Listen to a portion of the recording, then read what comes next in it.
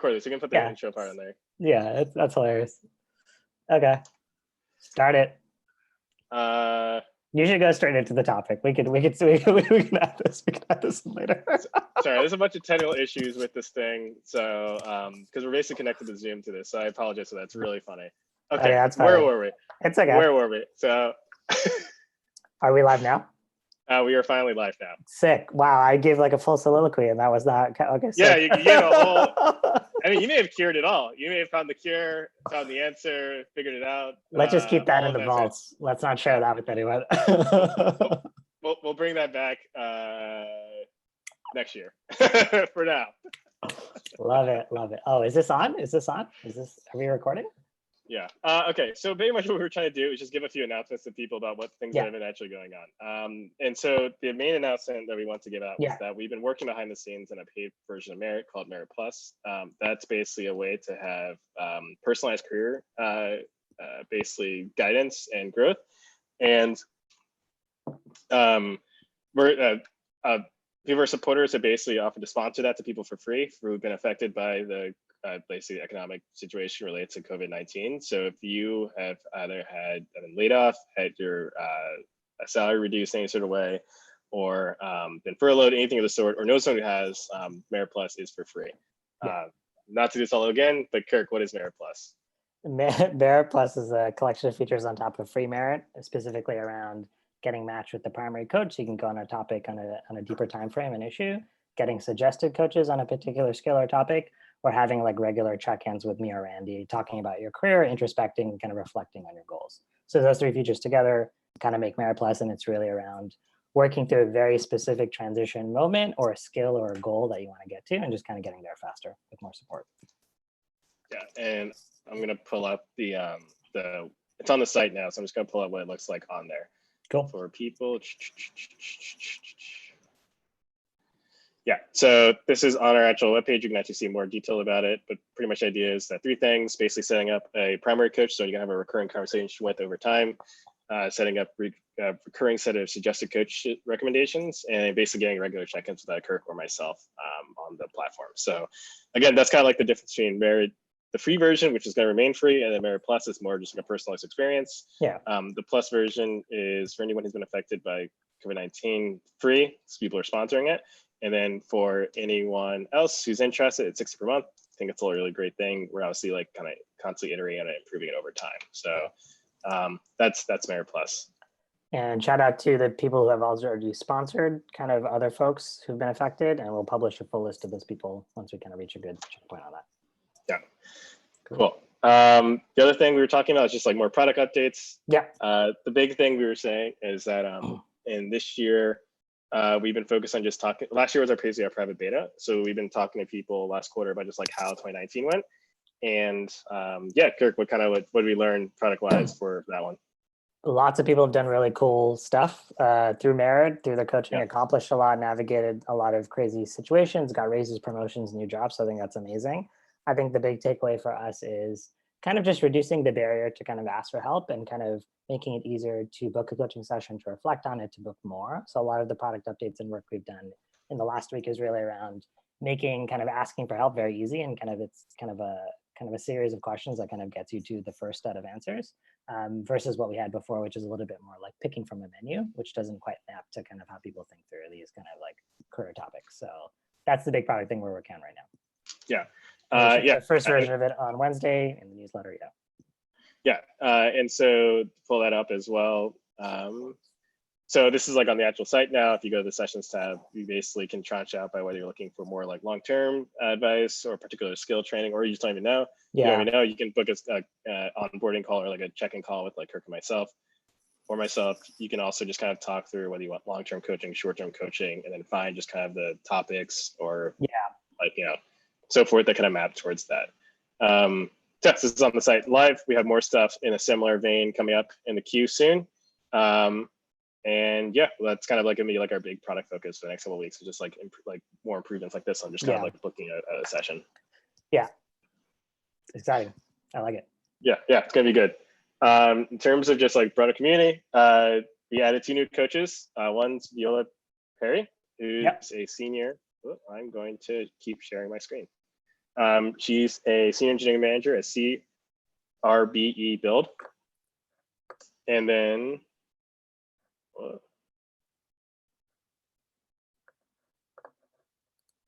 Nope, there you go. yeah. And then the other person is Yen Sim, who's a VP of Operations at Atomic. Operations being like he's basically running a lot of stuff, especially the tech companies that have like a physical component involved in it. He's also just a manager of like pretty large teams. So he's like knows lots about management, pretty excited to talk to you about that. So I think that's all stuff that, be interesting to folks who are either looking for management advice or just talking to a manager as like someone who's like working with their manager, trying to manage up. It's all great people to talk to and are now available on Merit. And then lastly, recorded before all this stuff went down, we talked to Jen Howe, Senior Product Manager at Trust. So if you want to learn what a head of product actually does, working at founders don't come from a product background, or just how she uses her lawyer skills, because she actually trained as a lawyer and then became a product manager, which is a fun story. You should definitely listen to that episode. It's on our the podcast live stream. So yeah, so those are kind of all the things going on in the land of Merit. Sick. So and now all we want to do is talk about just kind of like recap like what's been going on in the week, and basically talk about one thing which is on top of everyone's mind, which is basically just all the fact the layoffs basically been going on. Yeah. So I guess like to set the premise for what I want to talk through is just like I mean, Kirk, you've probably seen this, like all the different stories of people being laid off and so forth. Yeah. So the obvious thing is COVID-19 has made people not leave their house for public health reasons, and thus that's caused a huge drop in spending and people and ability to work.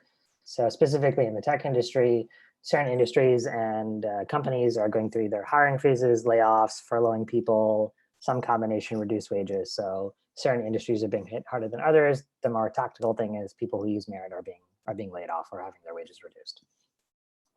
Yeah. And so, I mean, the stories like layoffs suck. Like, it's no way really around that.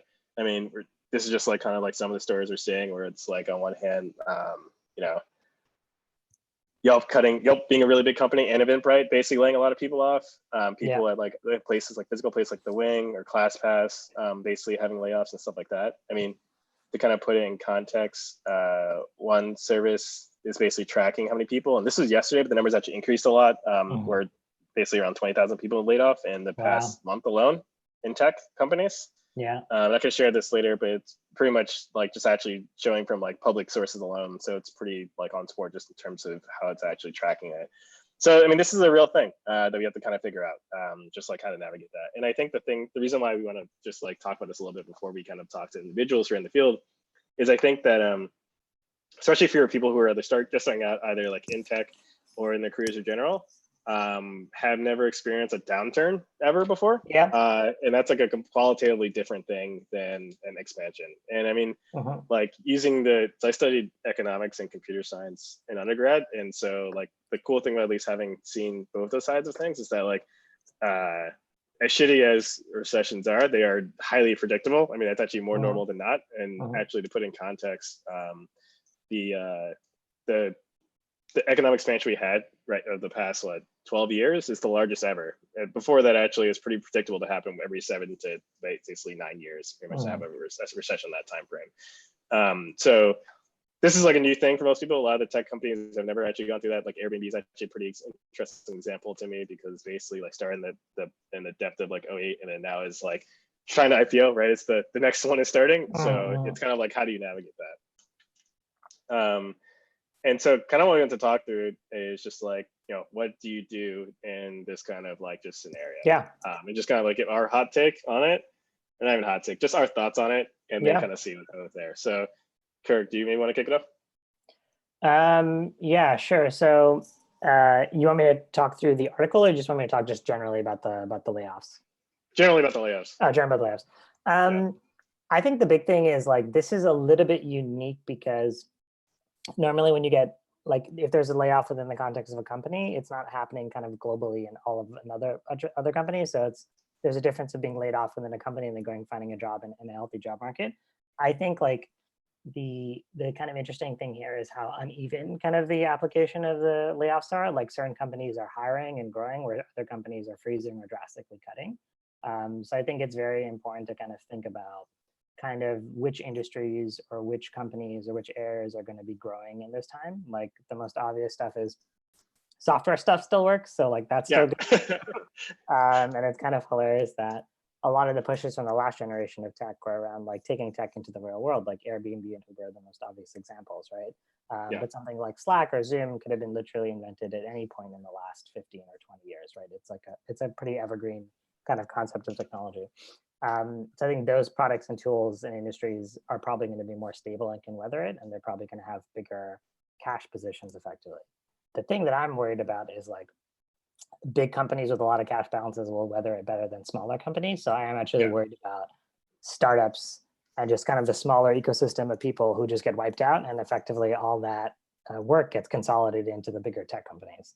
And it wipes out like a generation, it kind of like kneecaps a generation of startups before it even kind of hits the ground.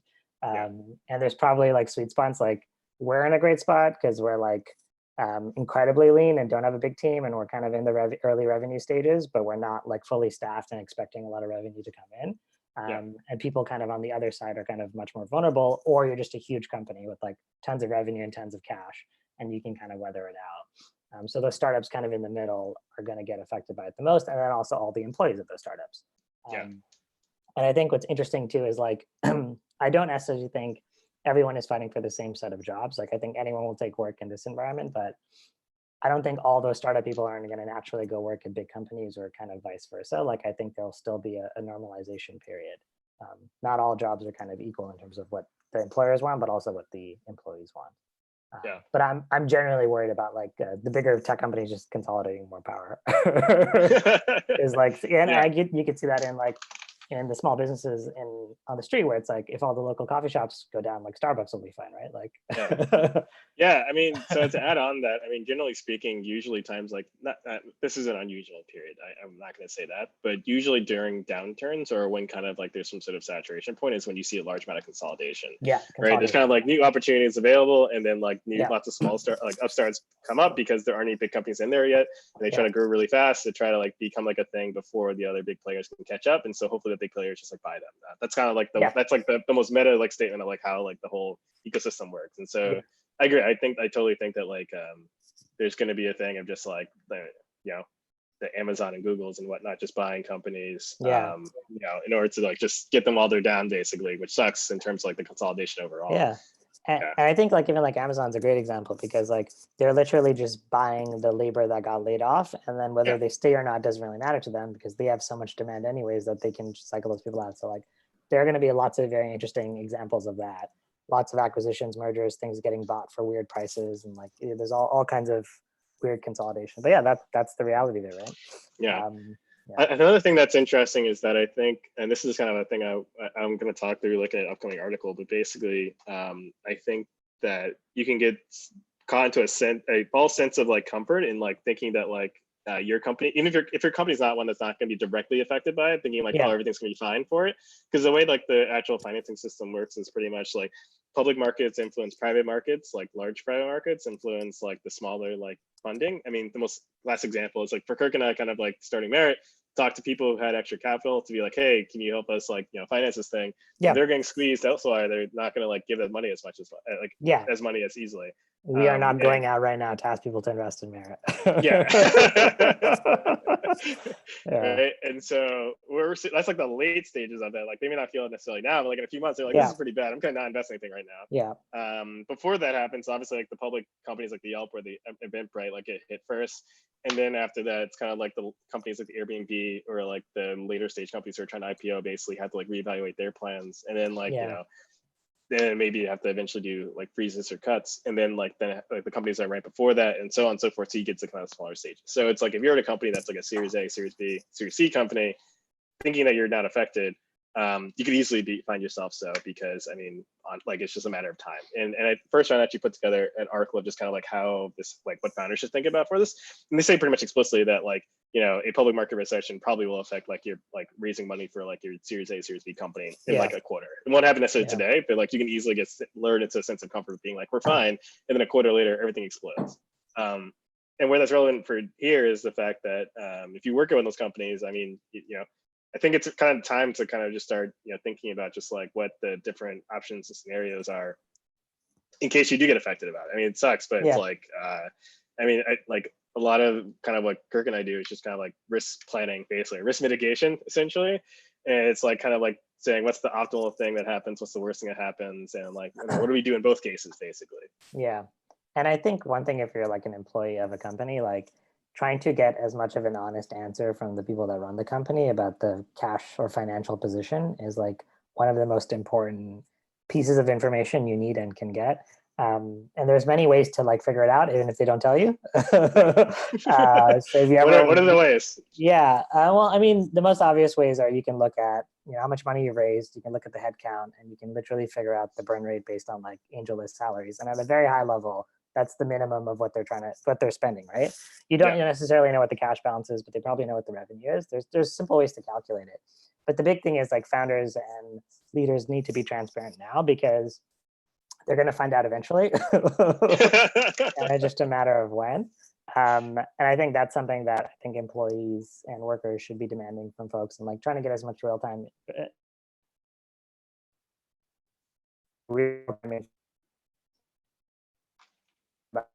versus that just about just like how wide the spectrum of outcomes can be. Like we could all go back relatively soon, or this could be for like months, or like till the end of the year, 2021. We don't know, and I'm not going to like predict like I know what the fuck's going to happen, but it's a very wide spectrum of outcomes. That's why like constantly recalculating and trying to figure out the real-time position of your company is like the most important thing you can do.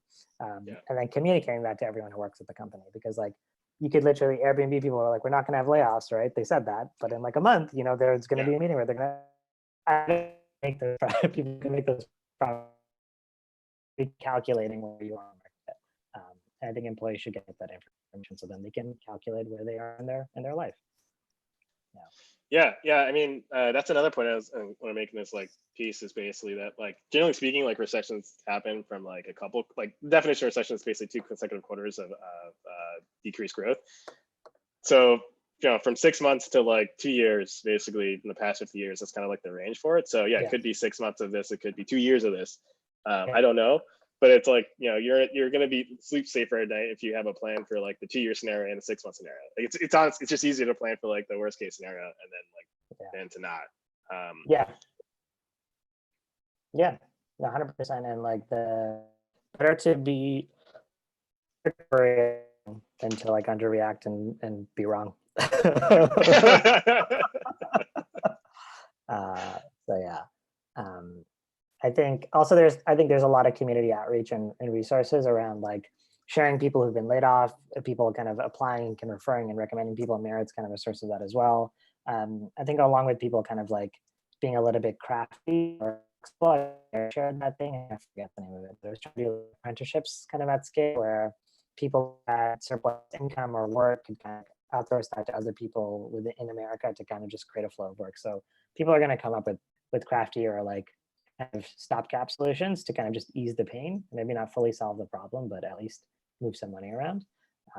But what Randy said is like, there are some things you can just kind of know, like through studying history, and there are some things you can know just by watching the market, and the rest is kind of a little bit of focusing on what you can control, right? Yeah. I mean, the last thing I want to say is before we kind of switch to having Bo on in a second is like to the thing of just kind of like watching the market and seeing where things go. You can kind of, I think a thing people don't necessarily do as much is just try to like realize that you can evaluate the company as much as the company evaluates you. Obviously, like if you're in a position where you're just trying to find any job, that's kind of like the, you know, you kind of have to take the cards you're dealt. But like given this thing where it's like certain things are going to like change very rapidly at certain times, it's like this is actually kind of a case where you actually have to think like that, right? Because it's like if the company's not going to be there in 6 months, like, you know, it's not really good to like put yourself in a position at all. You just make more work for yourself. One thing I want to show is actually, so that I had that list of the different companies that are basically hiring people at different,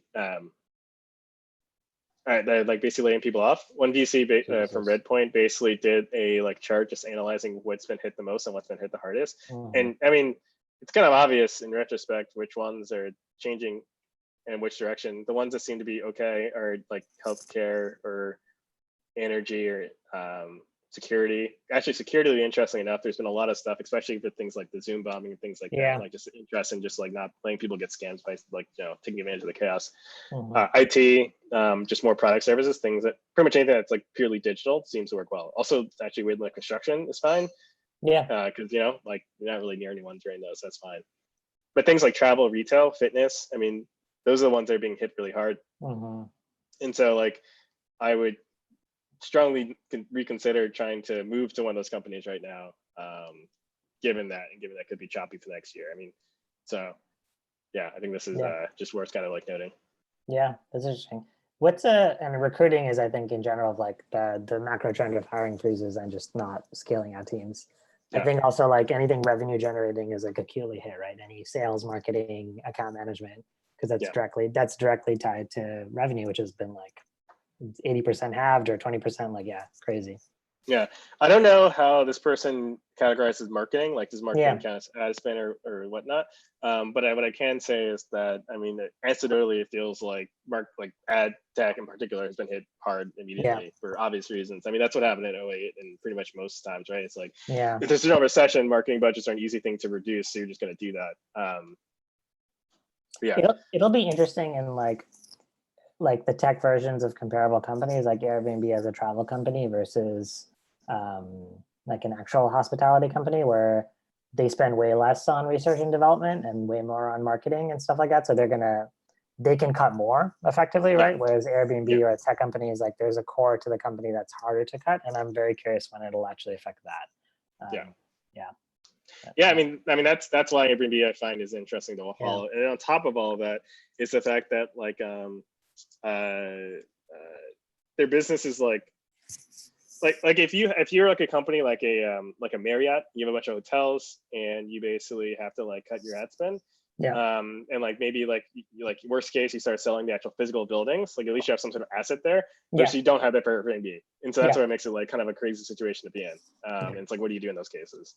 I don't know. Raise $1 billion. I hope it works out. I know what they did. If I could raise $1 billion, why not? Just go to the money store and get more money. Like what's so hard about Isn't that how that works? There's the money store. Kirk, I told you to plant the money tree. I hope you did that. I did. That was on my to-dos. Okay, good. I planted the money store.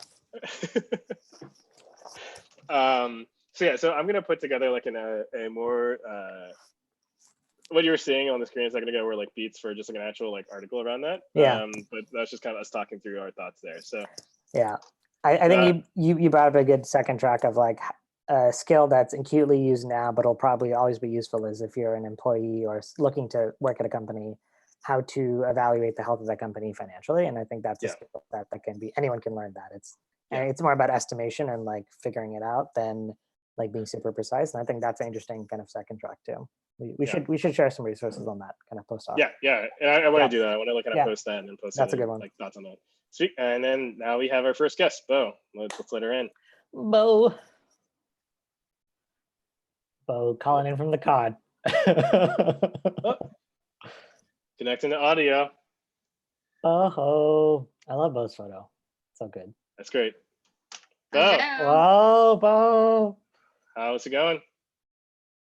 It's Friday. I'm very, very excited. You look like you're calling in from where like James Bond fights some guy on like a ski cliff or something.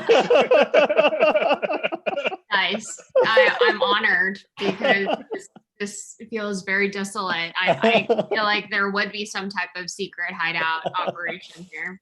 It's an eco-terrorist, has their headquarters there. Yeah. How you doing? I'm good. Seeing you in a minute. I know. You got a haircut, Kirk. Did Danny give you an at-home haircut? No, this is my hair. I'm made turn. I'll never see my barber again. It's gone. This is just wow. This is what I look like normally. Nice.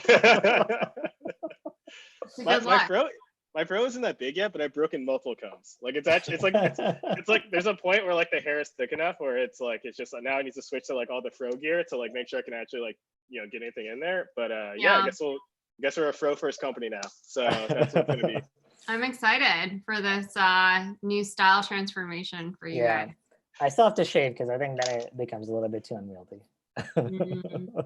Yeah, How are you doing? I'm good. Where are you calling out of? That's the first question we're asking everyone. Uh, Besides a this secret is, layer. I am in Orleans, Massachusetts. Nice. So if this is Cape Cod, like Orleans is on Yeah. the elbow Cape Cod. Yeah. So I'm in a little hideout here, a cabin in the woods.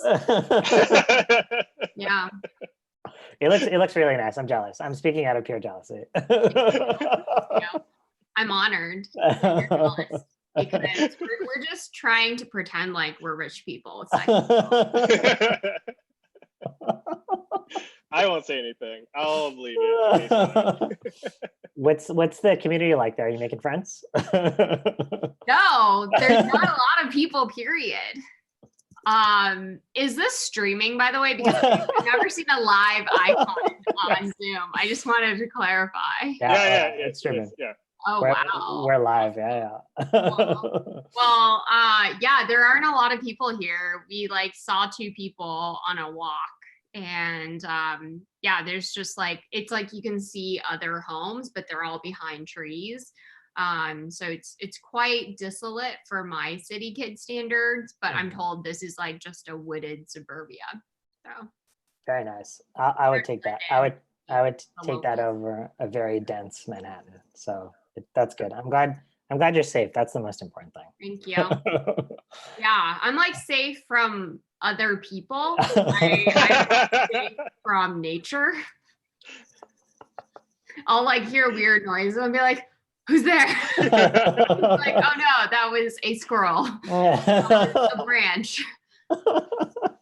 The biggest thing for me, like the first week after like coming here to Jersey, was that it's just so quiet. Like, you know, when quiet's so quiet that it sounds, where you're just like, I don't.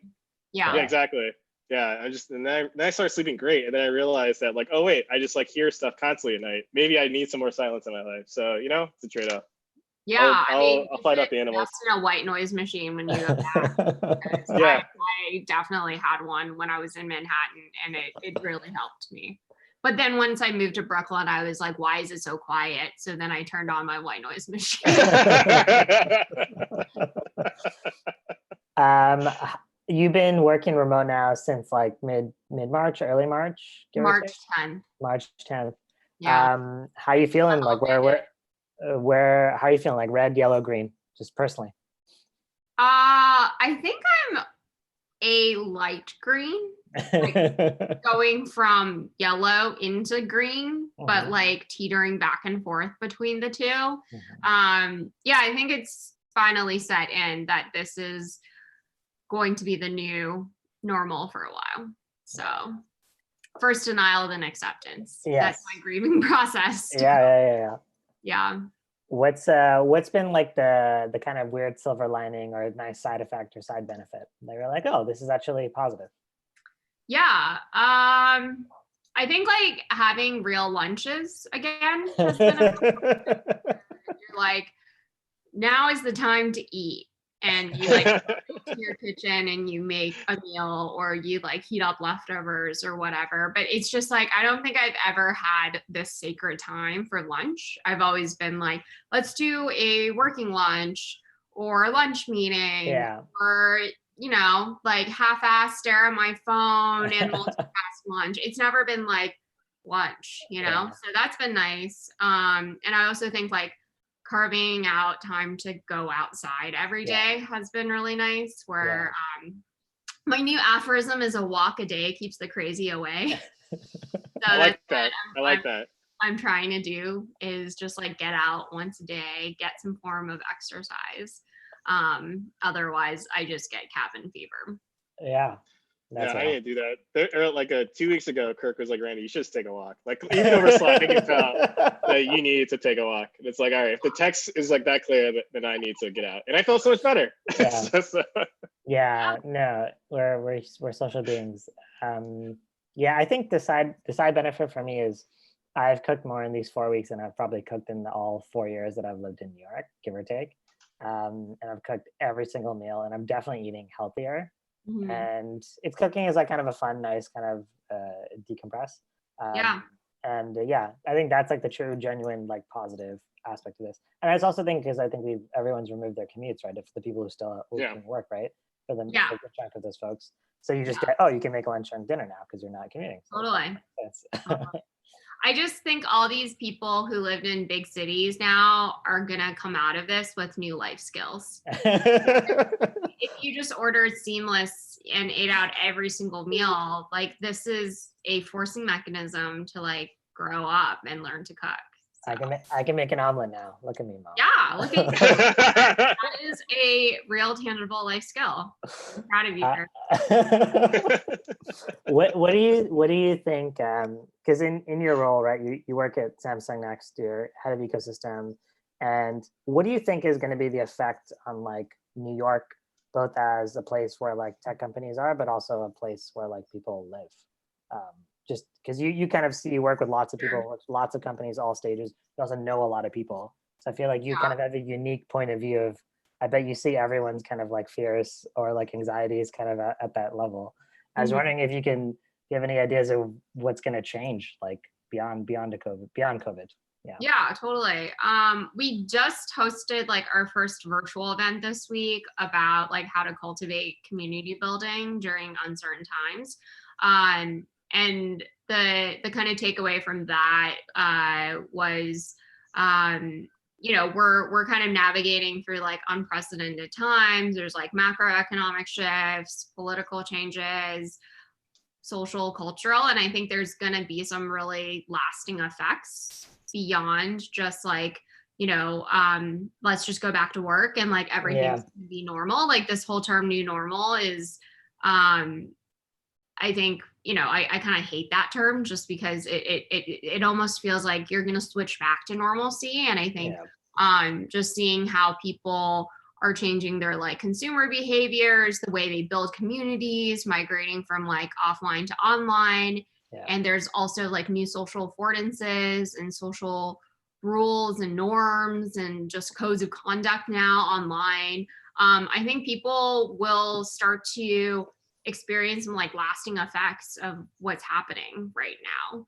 And hopefully once this blows over, I think those like consumer behaviors and shifts in thinking will persist, and we'll have like new ways of interacting with each other. Like maybe people will actually stay more virtual and online because you're able to like communicate with more people and there's less context switches going from meeting to meeting. A lot of the same things that you do offline, I think, have proxies online. So yeah, I think we're gonna see like new industries form, and certain companies have, opportunistically like done well as a result of what's happening. Other companies have been forced to like innovate and very much like evolve or die type of Darwinian mindset, and it is like an overall like culling effect from like a industry perspective, where the companies that wouldn't have made it won't, and emerging fund managers are like having a much harder time delivering on returns and asking for capital extensions from their LPs. So yeah, it is unfortunately like a huge crisis that has created positive and negative externalities. I try to remain, optimistic, but I also like want to balance the macroeconomic like lens I have with like the humanist in me, that like there are going to be individuals I know, friends and family, who are affected by this, and the businesses we love in our local neighborhoods like may not be around by the time that this is over, because like the average SMB has like a 27-day runway. So yeah, I think there's going to be like a rippling effect into our personal lives too. And I see more people leaving the city as a result of trying to be virus refugees, but I also see more people like start to question, including myself, like what is the real value of like living in a city anymore if we can work remotely and do a lot of the things that we've done offline online. So I hope there will be like more affordable housing in large cities like New York, San Francisco, but I don't have like a real prediction. Yeah, no, I think that's great. Those are spot on. I personally am hoping for like a wave of, I think the forcing everything to be online by default is created, I think, a side effect of kind of extreme accessibility. Like you don't physically have to be in places. So I think that was kind of a huge excuse for people for like events or things in person, or just even going to the doctor, right? Like now Yeah, you can just do it remotely, and there's a lot of that you realize were social excuses or a lack of will or a lack of insight, not technical limitations. But exactly. then when everyone's online, then it actually exposes like the next level of like who has a safe place to live, who has solid internet, right? So then it exposed another wave of problems. So I think that's been really, I think to a lot of people, they've known this for a while. I think for me personally, it was a little bit more eye-opening of when someone says like, you know, the internet is everywhere or like everyone has a mobile phone, that may be true, but the quality of those implementations still matter a lot for like the delivery of like a true service, right? So for me, I'm very Totally. optimistic that like it would be cool if like if James Blake is streaming like every day on Instagram, like there are a Yeah, lot of people that couldn't go to the concert venues because it was not accessible, or they yeah, have, you know, like there's all these impairments that people have, and I think that's kind of opening up a lot of stuff. And I think that's really, really cool. I would love to see that trend continue. Because you realize those are all kind of just excuses that people made. Like there yeah, wasn't a real reason why we didn't do that. That's my like optimistic version of it.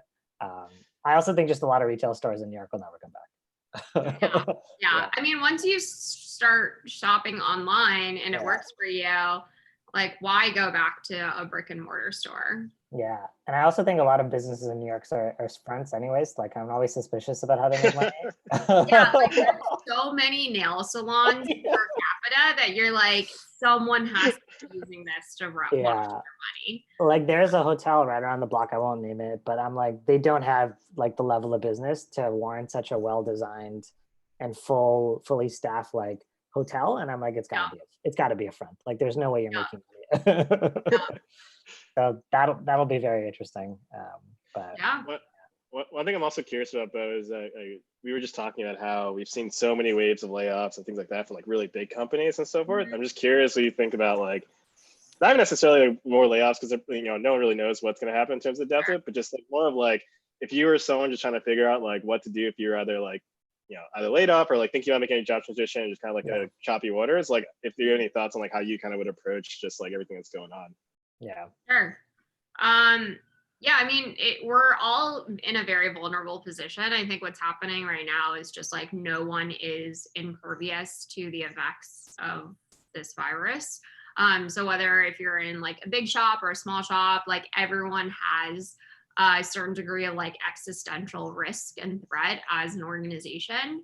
I always recommend like personally like with mentees and people who I've worked with and even direct reports, I'm like, you should always be interviewing and just shopping around and dating other companies. Like be always like open. Always in an open relationship is what you're trying to say. Basically Yeah.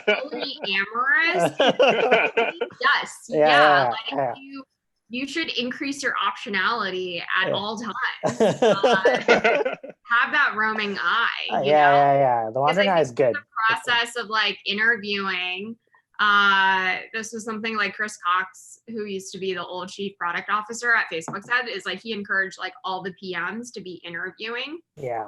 Because the process of interviewing gives you mental clarity and like introspection to what you want. It either, you know, creates more gratitude for your current situation, Yeah. or it will show that you could do better, or you might, you know, be paid under market. So like whatever new inputs you get out of the process of recruiting is going to be like a self-exploration journey. Yeah.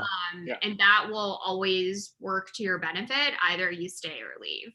Yeah. So, you know, I think it's important for everyone to just like always be open to like at least talking to other people at different companies. If it's just like, you know, non-formal like ways of doing and like informal ways of doing it, grabbing coffee with people, like catching up. Like I think as long as you're not siloed to your company and being like, I only know people at company X, Yeah.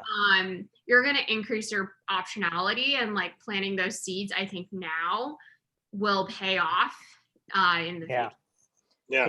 Even if you choose to stay at your company and it's in a good position, like that, lot can happen in a year, right? Like the economy might recover, but your needs may change, which is great, right? Yeah. Totally. Yeah. And like I wish you gave me that advice earlier, Bo. What'd you say? Wish you gave me that advice earlier. That would have helped 22-year-old Kirk a lot. I mean, I think it's important to always be learning from other places. Like still be loyal to your company, but you know, you're kind of learning as you go when you talk to other competitors and other businesses.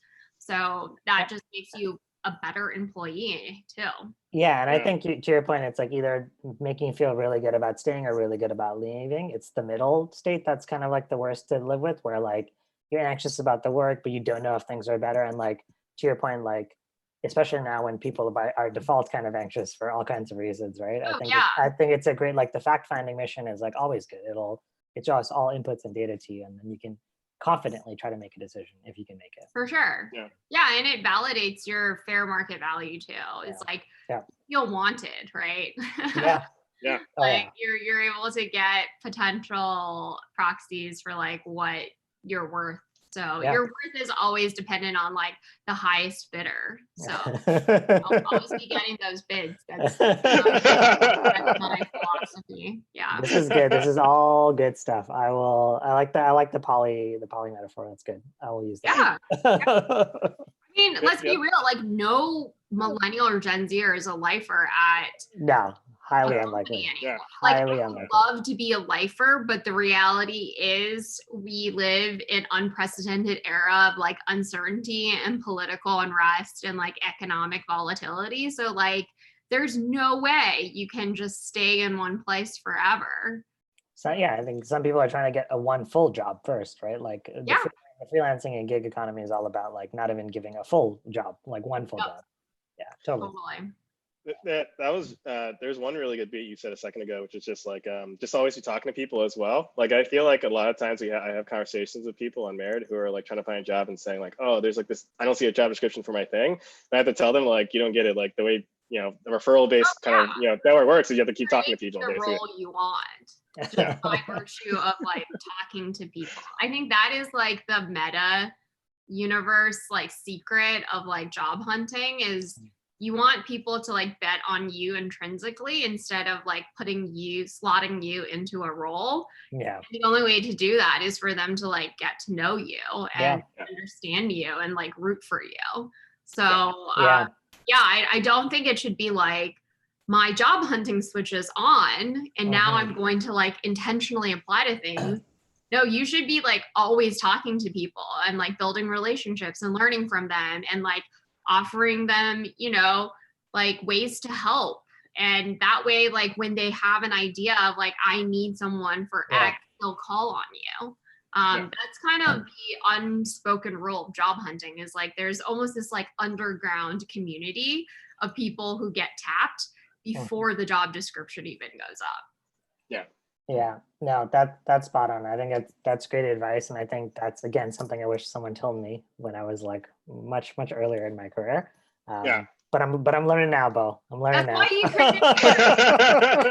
You're like, learn from my mistakes. Don't have to.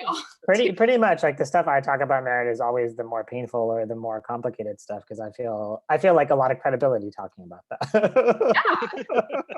I mean, the best way to learn is through mistakes. Yeah, that's true. Thank you so much, Bo. This is super illuminating. I think like there's lots of really good nuggets here. Before we let you go, to back into the wilderness to worry about a squirrel. Is there anything recently, a motto, a piece of work, an artwork, song, movie, ritual that's brought you joy in the last week, last couple of weeks?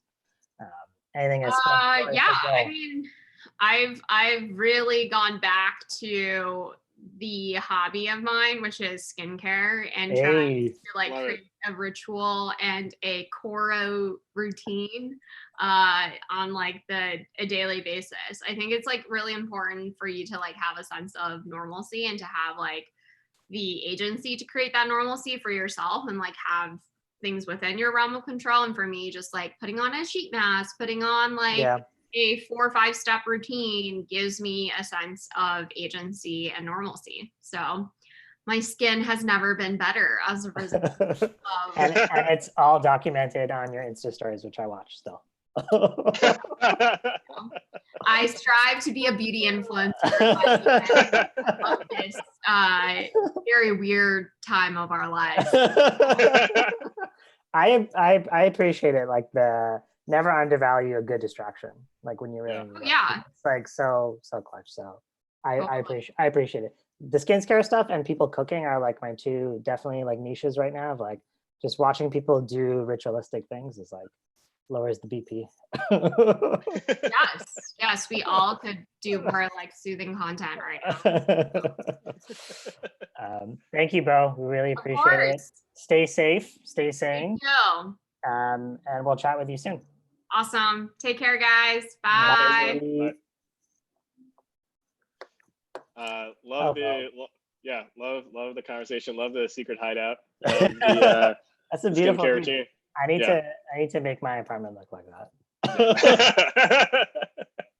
I mean, you have like the hand pillow in the background. You have lots of good details going on. Yeah, that's all for Allison when she joins. Yeah. I don't know if you noticed, Allison was on, her thing was featured in Vogue. Oh, really? Yeah. Well, I'll bring it up when we talk to her. Cool. Very cool. Before we bring Andrew, I mean, one thing we didn't really get into this. I think the meta point that like I want to like re-emphasize is that like there's basically like just like a meta network of like people who get tapped before there actually are jobs. I mean, that's the biggest thing, honestly. Like to our earlier conversation around like just like people getting laid off and like finding jobs and things like that. I mean, kind of the reason why, not to stand the soapbox, like I mean, one of the reasons why we even started like doing Merit, like have the site so I give people like some access to that kind of network. And I feel like I have to emphasize again that it's like most of the times like you're gonna find the best opportunities by just kind of like using your network and then trying to find ways to kind of expand your network in different ways like that. And honestly, just talking to people, finding ways to be helpful. I mean, more broadly, like finding ways to collaborate with people in any different way. Yeah, like that's the way. Like there's all the stuff of like how do you network with people, and pretty much the main thing is like just collaborate with people, like be helpful in some capacity, or like working at something in some capacity, to try to actually help people. So that's like the big thing I want to just like say again. That's it. Again, I'll settle my soapbox now. But that's true. It's true. It's spot on. Yeah. Cool. I think another thing that was interesting was just like always be like the polyamory, like a metaphor, like always be like getting sense. Yeah, that was a good one. Yeah. Because there's kind of like two beats to that. One is like obviously like the kind of thing of like how to keep collaborating with people. The other one is that's actually how you find out a lot of stuff, not just jobs, but just like what's going on in general. Like it's kind of like that's where you like start hearing information before it gets to the newspapers and so forth. And that's kind of like the nature of like working in a smaller industry. So yeah. And I think it's all about just like early and often, like people know you should know them, you should like work with them before you have to work with them kind of thing. And it kind of de-risks kind of everything. And it's a very like obvious way when you say it out loud, but not everyone. To Bo's point about like switching between the modes, like that's like a too risky of a way to approach it. Like you have to like be constantly kind of laying it down or building it out kind of thing. Yeah, exactly. Cool. We'll be back in 2 seconds. We need to set up one more thing before our next guest comes in. Cool.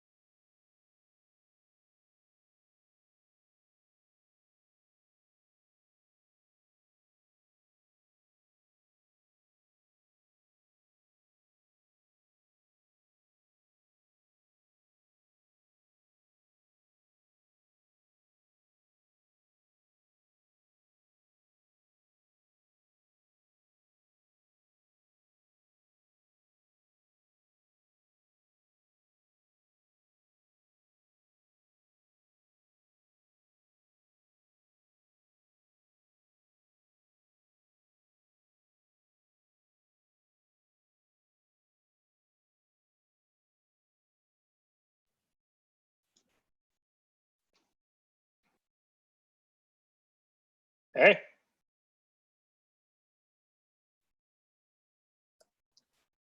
Andrew. Joy. Oh, can't hear you yet. Unmute. There we go. There we go. Hey, Joy. hey, buddy. So good to see you. I love y'all. the You you have just like wake the up? great setup. Yeah. No, I'm doing all right. Hold on. Let me close my live stream window. I love everyone's home setup. You have like the cool glasses, like the cool whiskey collection in the background, the books. It's very like I feel like you're really reflecting on the times right now. Like I feel like you have the it's my perfect aesthetic. setup. I feel like, you know. Have Very you much so. just been drinking whiskey and reading books? Exclusively, yeah. That's at the expense of work, at the expense of connecting with friends. It's just shots of whiskey and books. No, it's I've been reading a little less than I would like, I think. I'm starting to feel guilty about it, which is, I think, a really odd reaction. Everyone is sharing a lot of this stuff about, the cult of productivity in this kind of scenario is damaging. And I have the least pernicious form of that, which is just guilt over the books I haven't read yet. How where are you calling in from, friends? I'm in from DC, so I'm in my apartment in DuPont Circle. Decided to stay out here. My mom's in California, my brother's upstate New York. Trying to avoid, because I am in a large city and have been in a bunch of large cities, so trying to avoid infecting other people. That's the right thing to do. You want to reduce that infection rate as much. I think so. Yeah. How long have you been? How long have you been working from the library, from the study? Well, I mean, this is just one wall of my studio apartment, so there's not very much of a study going on, unfortunately.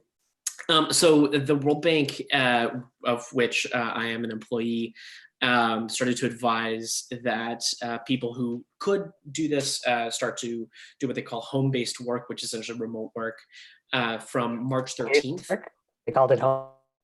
Yeah, in terms of for like the whatever corporate nomenclature, there's a bunch of acronyms there's a bunch of acronyms in the general international development space, and then also a bunch of very World Bank specific ones, which I imagine is true for all large kind of bureaucracies, sure. But I just haven't been a part of any other ones, I guess. Right? So home-based work is the term, and they advised, I think, everyone to start around March 13th, and then made it mandatory as of March 23rd. So they shut down kind of the headquarters, minus I think they have a health services kiosk in there. Yeah. Cool, that's good. Yeah, so you're like 3 weeks going on 4 weeks now. I mean, like, what's been it's like adjusting to remote work? Yeah, I mean, it's been not nearly as difficult as I thought. I'm very lucky that it's just me in this apartment. I don't have to worry about, pets or kids or, strenuous houseplants to handle.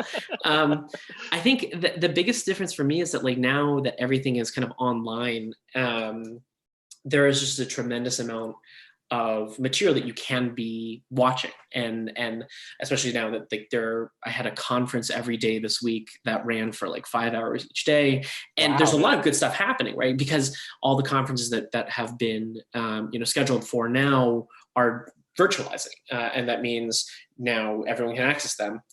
That means you're on your computer on Zoom for 5 hours straight per day for a week straight. I'm getting anxiety just hearing that. That's yeah. Well, I mean, I don't have to be a contributor, right? So that's a little bit easier. But just a lurker.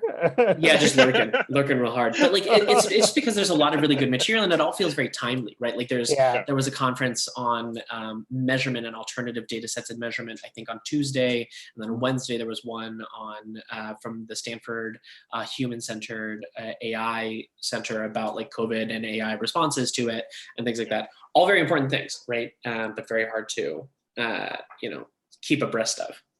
I feel like with the video calls with people you don't know are more draining than if you were to meet them in person. And then I think video calls with people you do know is about the same. So I think if you do back to back, if you did 3 video calls with people you don't know, it'd probably be more draining if you met them all in person. That's how I feel. That's what it feels like for me. So like, Interesting. I say yes, but I'll add that I feel like there's sometimes people where you just vibe immediately, and it Yeah, makes no that's true. sense. But usually it's just like the That's people where you're like, oh, we see eye to eye, despite the fact it's just through a webcam. I just feel like your body is doing more work to like double check, like, are they like, oh, like you're just kind of constantly Yeah. assessing, like looking at their face and their eyes and stuff. Whereas I think you'd probably do that less if you were in person. I think you get it. It's a little bit more ambient, right? Yeah, You do it a little bit more naturally when you're in Yeah. person. And especially for, like, I know this about myself, is that it's very important to me that the image of me that I have is the image that my like meeting mates have of me. So I have, like, again, right, you're right, you have to work double time to make sure that they're getting the same self-conception, which is probably a very egotistical concept. It is what it is. At least you're honest. Troy. I try to be self-aware about it. That's the thing. That's all that matters. Well, so for you at the World Bank, I mean, you're probably dealing with a crazy number of people. We have to just like meet random faces like during these crazy long conference times. Like, what's that like? Like, do you? Yeah. Yeah. So, I mean, I in terms of the general idea of, how is remote work changing, because the entire organization now is remote. I think there are ups and downs. I think the World Bank specifically, because we have 10,000 plus employees across, I think 120 different country offices. There is already somewhat of a culture of video conferencing, right? There's I think a vast majority of conference rooms at the HQ here in DC are outfitted with video conferencing equipment. And especially when you're trying to dial in people from all around the world, you have not only video conferencing issues, but also time zone issues. And so those are kind of very important, especially in a consensus-based organization, like the way a lot of the decision-making at the World Bank happens. That's kind of the pros. The cons are that it's a traditional bureaucracy, right? There are many layers of middle management, and there's a lot of,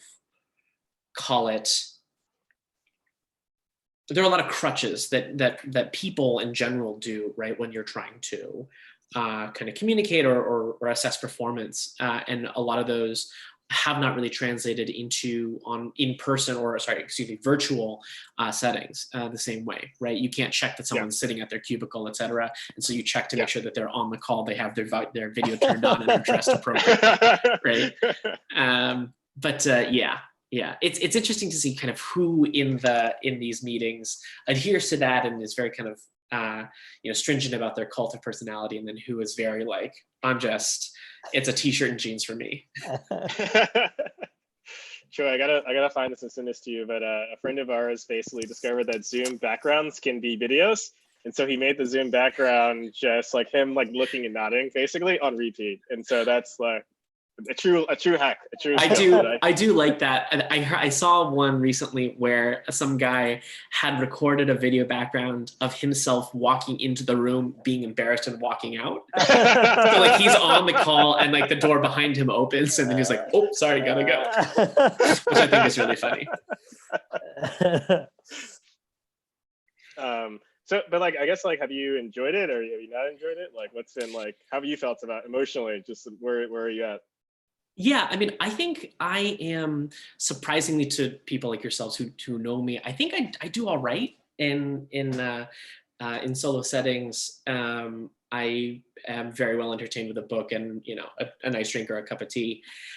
I think in terms of remote work, a bunch of the things that some people are encountering for the first time, I encountered when I had taken my sabbatical. So as you guys are aware, I took 6 months between my startup gig before and then working at the World Bank, and kind of within those 6 months, right, it was very unstructured time, and so being able to impose some kind of structure over, like, learn like what works for me, what doesn't work for me, right, was kind of crucial. And so I have a little bit more of those. I know a little bit more of what that's like. So I know my foibles, right? I know that, for example, I get into loops where I procrastinate everything by cleaning in my apartment.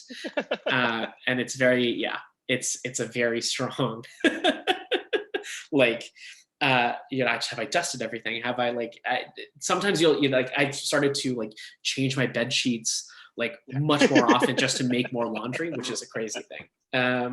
But I feel like everyone's gaining like either a new skill or just getting a new neuroses. Like I feel like it's one of those two. It's either like just diving full head on into whatever's looping there, or you're like trying to keep your brain busy with like a book or a skill or something. What is are you more skill or neurosis, or which and which of the? I think I'm skill. I think I'm skill right now. So I got myself a camera at the end of last year. Just like, I was like to have as like a hobby. And even though I can't really be near anyone now, I'm just like sick. I get to walk outside, just take photos of stuff, and then or just like read different books on it or things like that. That's like awesome. That's like the So I've actually been enjoying that a fair amount. Just do that. Like turn on like a a podcast or something, or like listen to something while like looking at random like. When things get back to normal, for example, I have like different areas in New York I want to like explore basically, and I kind of like have my like setup of like the different areas I want to go. So like all that's a fun little like way to spend the hours. Do you have a photo that you are the most proud of so far? I do. I'll share it because it seems like I'll share it as we get Kirk. Kirk seemed to have gotten off the line, so give me a second. That's probably,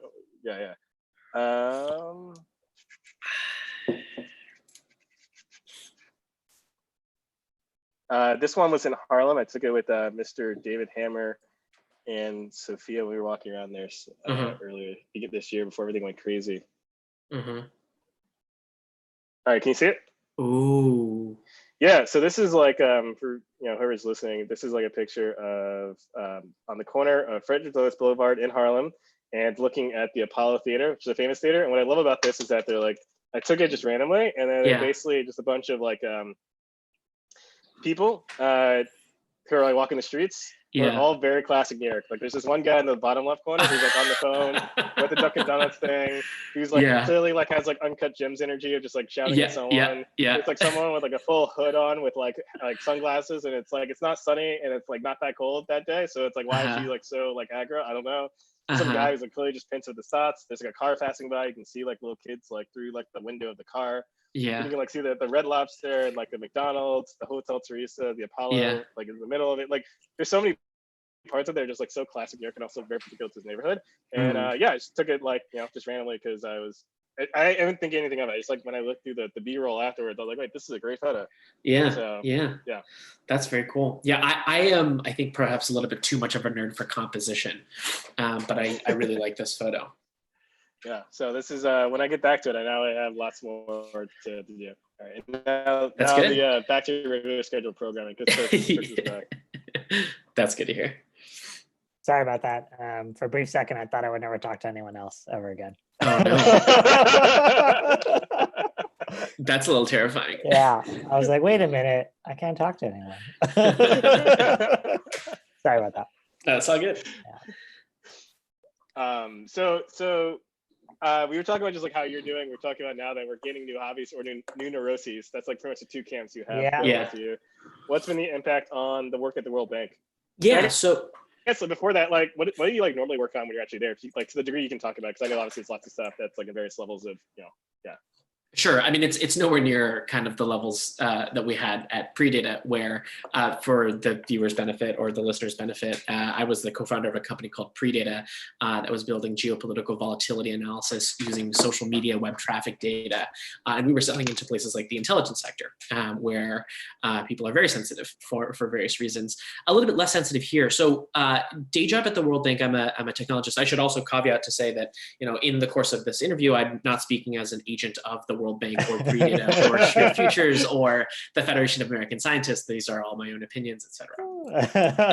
But with that said, Andrew. just Andrew, just little old me. Over the course of last year, I got placed at the World Bank in a program essentially to embed technologists, entrepreneurs within large institutions like the World Bank, to bring a little bit of that technical skill set and also the entrepreneurial mindset to some of these projects. And the project that I worked on last year was the Famine Action Mechanism, which is a joint UN World Bank partnership along with many NGOs, a couple of tech companies, to do many things, but the part that I was focused on was building a predictive model for famine. This is using geopolitical, geospatial data sets, conflict data sets, price data sets, things like that, and hopefully trying to get some measure of forewarning so that we can actually deploy resources before the fact, before the situation on the ground gets too bad. After having had that experience, call it, and I had re-upped at the beginning of this year, my role at the World Bank had shifted a little bit more into finding more projects like the Famine Action Mechanism. So areas in which the World Bank wants to have an impact, where artificial intelligence or machine learning is a big part of making that impact and kind of advising on technical ability there. And so through that, we had put out a call for proposals for different projects within the World Bank, and had gotten a bunch of really interesting responses. And our call for proposals went out, call it mid-February. And so we left it open for about a month. And you can see actually, as proposals come in, the shift, right? You see some near the tail end of the window start to understand, oh, well, now what is the shift we can make in terms of having a COVID response? And so we actually launched a simultaneous call for specifically COVID proposals in the same vein, trying to find AI applications. And we found a couple that are really interesting, and the selections aren't public, unfortunately, yet. But I can say that I'm really excited about the fact that, one of the things that also kind of comes to mind, especially when you're working on a pandemic that affects everyone, right, is what is your niche, right? The idea, like, everyone understands the premise of we need to distribute and make, personal protective equipment. We need to be able to research a vaccine. But my skill set is not, I don't run a manufacturing line, right? I don't have the biochemical or bioengineering skills to verify, antivirals and things like that. So kind of where can we contribute? And I think one of the things that we're really trying to emphasize is that there are going to be different stages of kind of reaction to the crisis. There's obviously a very large part of this is, we need to change behaviors endogenous in populations. This is social distance or physical distancing, and a lot of these kind of quarantine policies. But in the medium term, right, there is going to be a pretty marked, and there has been already, a very marked economic effect on populations, right? And being able to understand that and measure it across, the footprint of the World Bank, which is the world, right, is something that is a little bit more difficult, but also very important, right? And so trying to get into some of those issues is where we're headed, I think, in the immediate term. The World Bank has released, I think, as of 3 weeks ago, had released a $12 billion package based on some new allocations and some reprioritizations from existing packages to address COVID. And I think the plan is to be able to access up to about $160 billion over the next 15 months. Yeah. And it's a little bit shocking to me, right, to hear these numbers with a B. Which is part of generally a larger point of why I came to this role in the first place, right? I was a startup founder, much like yourselves, and kind of wanted to understand the kind of impact that I could have, in the wider world. If you're going to scale interventions to the level of the World Bank, right, you're going to have an impact on many, many more people than you might otherwise. There are a lot of trade-offs to that, and I'm very happy to talk about this as well. But kind of that's how I kind of got into this role, and also a little bit about how my role itself has changed as a result of the pandemic. Yeah, I mean, just to get into it, I guess, like, there are two parts. Like, one is like, what do you see? What do you kind of think like the play out over the next, like, say 12 to 24 months is, like, short term, midterm, longer term? And then kind of like, where do you kind of see, like, maybe potentially where you can have a role, or like what that will look like in just terms of, like, kind of helping out that? You as in, like, both you as Andrew and you as, like, in this larger organization. Yeah, I mean, I think there are a couple of things, right? One of the big themes that a lot of people are talking about in the immediate term is kind of the loss of what's called organizational capital. The idea that, there is some population, for example, of restaurant workers, or sorry, let's call them line cooks, right? In the US and in the world more broadly. Pre-crisis, right, we have a certain allocation of those line cooks to certain jobs. Now that many restaurants are starting to shut down and these line cooks are out of business, when conditions return to normal, it's not as if we can just snap our fingers and everyone will be rehired into the same roles and be able to produce on day one, right? Yeah. And kind of that organization, that matching problem between jobs and people, I think, is an underreported story, and one that actually I think we should have some, tools to fight, right? This is the paycheck protection plan, things like that, to try to maintain some of that capital. That's the first thing. I think we're going to see a little bit more of a change in attitudes around a social safety net, right? I think there's a big story about, the reason why, or there is kind of theorizing, let's call it, about the reason why Europe has such a strong and resilient social safety net is that World War II was fought in the European theater, right? Wasn't fought in an American theater. And I think maybe this might be one of the experiences that really gets us to a point where we, understand the value of being able to use large scale interventions to ensure that everyone is kind of okay. I think in the medium and longer term, right, the consensus right now, I think, is that the way that we're going to be able to best fight this and to maintain the closest level of normalcy is for a vaccine to be developed, and for a vaccine to be then widely distributed across the population.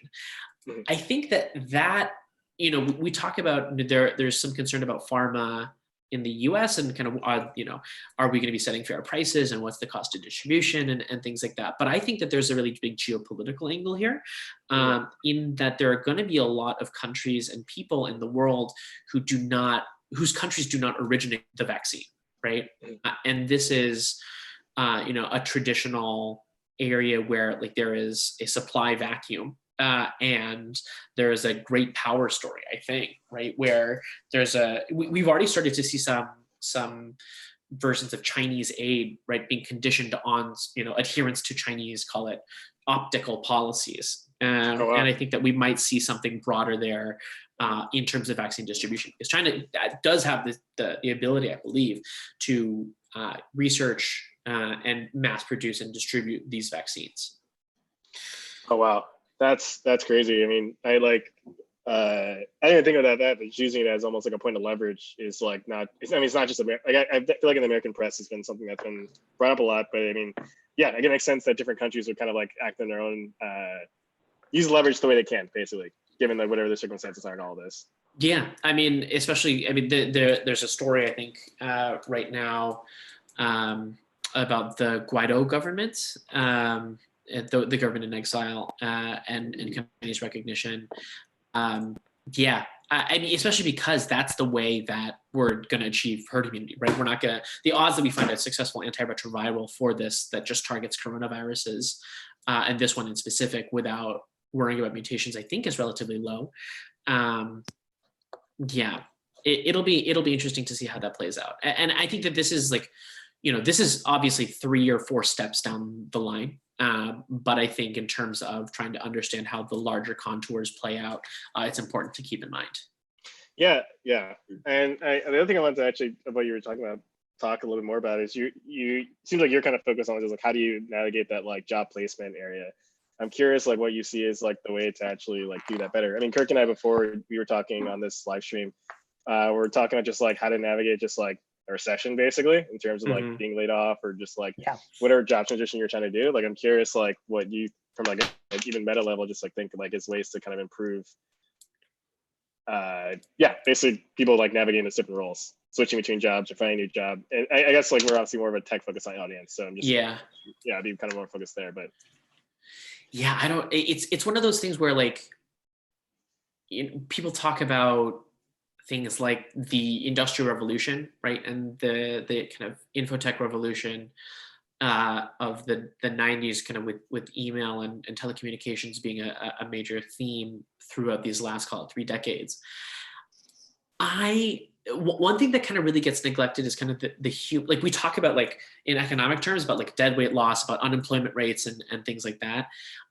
I think we're not reckoning nearly as well as we could be with the fact that there's going to be a lot of human suffering in that process, right? Because you lose your job because you can't provide for whatever.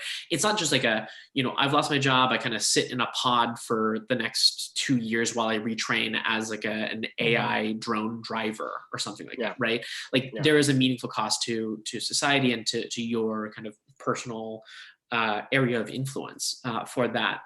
And so I think, being more cognizant of that, is an important first step in terms of designing policies that allow for those things to happen, right? Because you can't take advantage of job retraining, if you have to, as a lot of people are trying to do right now, furnish a lot of childcare and things like that. So I think that's it's really ancillary policies. I don't think that the thing that's gonna change this world is gonna be like an Amazon for jobs where, if you worked as a dishwasher, you might like this job here, right? I don't think it's going to be like a recommendation engine or a matching platform. I do think it needs to be kind of policy level changes in how we allow individuals to kind of navigate a very rapidly changing world. Yeah. Kirk, you there? Can you hear us? No, I'm there. I went through every level of the Zoom hierarchy. I started wired in, then on Wi-Fi, then I called in, and now I'm on a hotspot. Nice. But I made it. I'm in the seventh circle. I'm in the seventh circle of hell. What are some of the policies that you think would actually be beneficial to workers?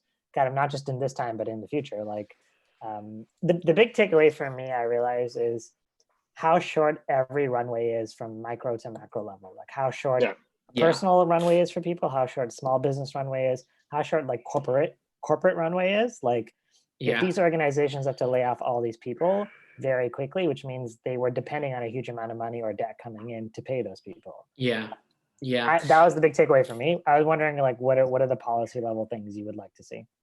I wonder. I think I'll be the first to say that I'm not kind of an eminent authority on the subject, but I think in terms of someone made the point on, I think I was reading something the other day about there's a trade-off between kind of just in case and just in time, right? And that call it the version of American corporate capitalism that we practice now has optimized pretty strongly for its just in time. 100%. And I think that can be okay, right? As long as we're able to mobilize, I think, an appropriate response in a systemic fashion for the scenarios where you really wish that you had just in time. Just in case kind of reserves. Right. There's some stat that the amount of money that the airlines had spent in stock buybacks or share buybacks is roughly the amount of the assistance that they're going to get from the federal government.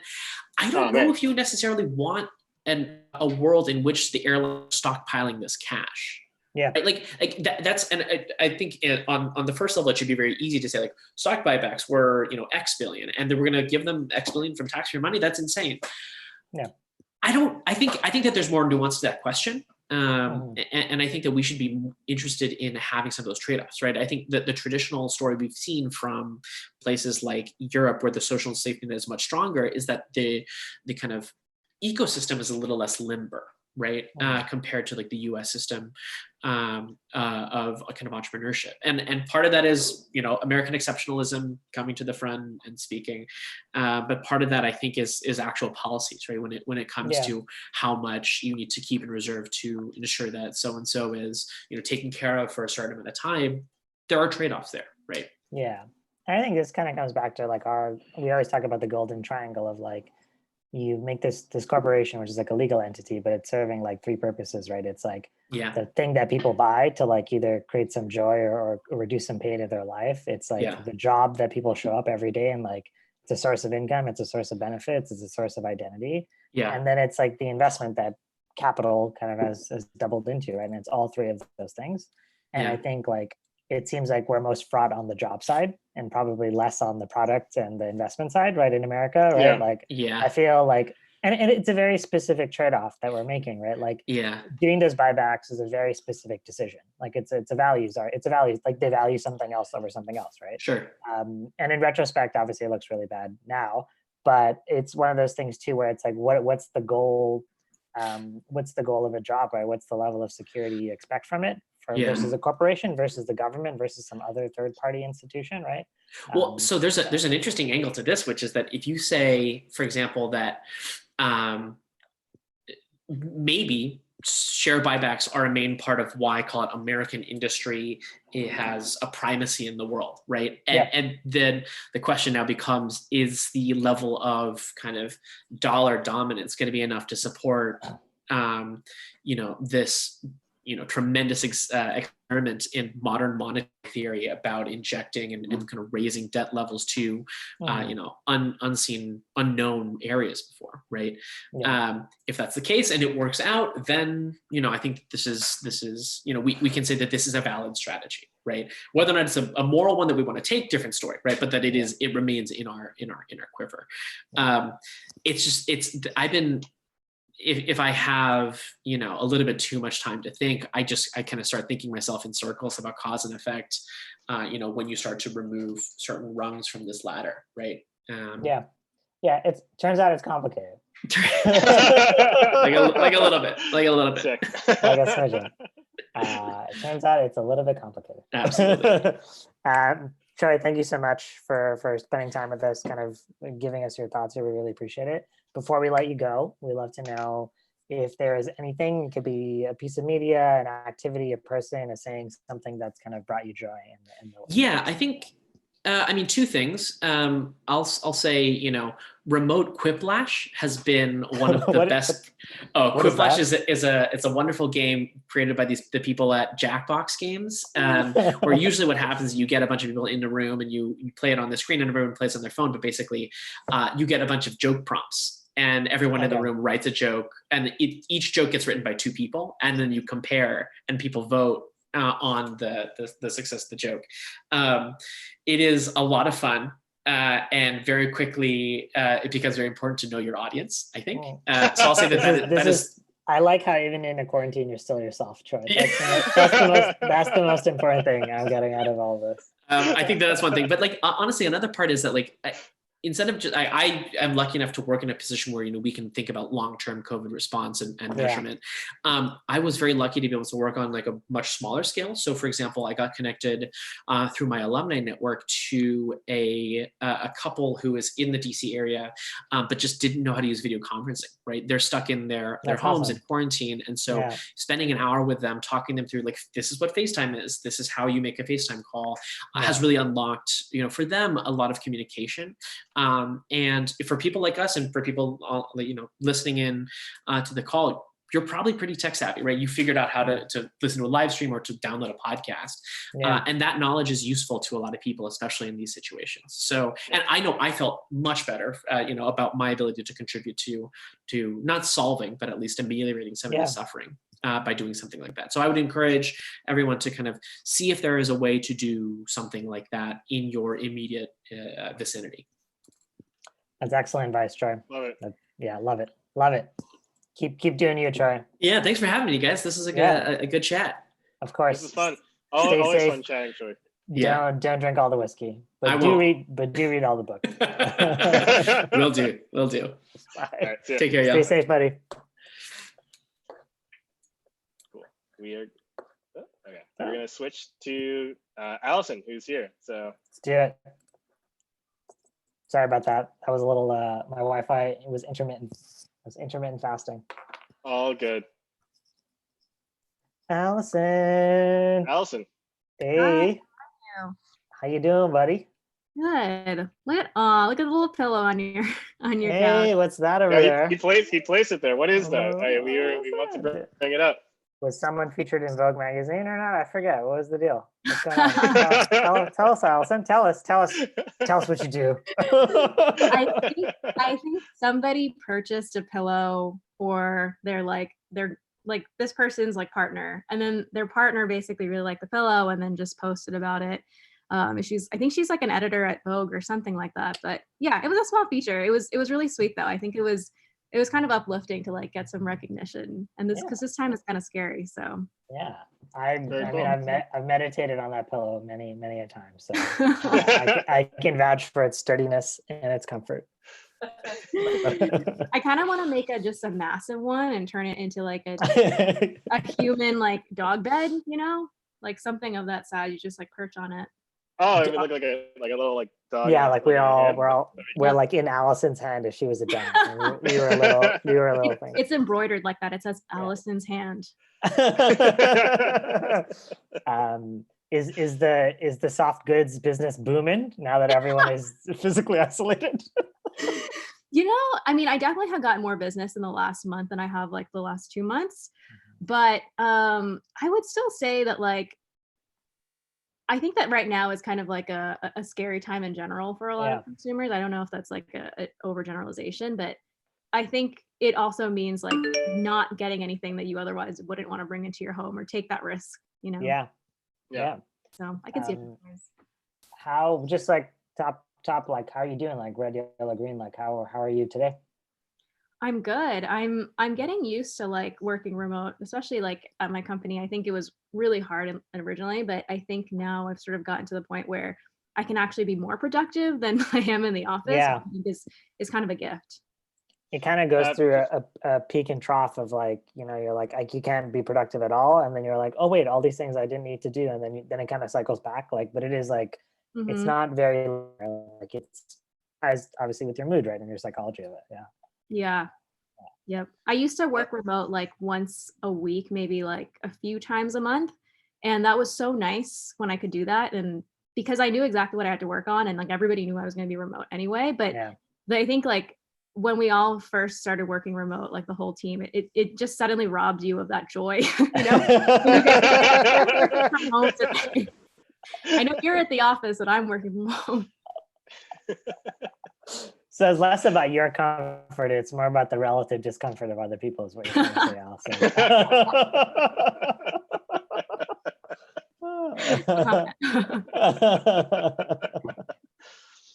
Allison. For context for people listening, like where are you calling out of and like how long have you been working remote? Yeah, I'm working out of Brooklyn. I'm in Crown Heights, my Crown Heights apartment. And I've been remote like about a month. Our company closed the office a few days before some of the social distancing and like all of this like general advice to like not go to work if you can. We did it a little bit early just because somebody was feeling sick at our office and we wanted to be safe. But yeah, about a month. Can you tell us a little bit about your company that you work at? Because I feel like it's kind of relevant to what's going on right now. Yeah. So I work at a clinical trial startup. Oof. And and we run end-to-end clinical trials and we do it in a way that's faster and more efficient. And we do this with technology and like better operational practice.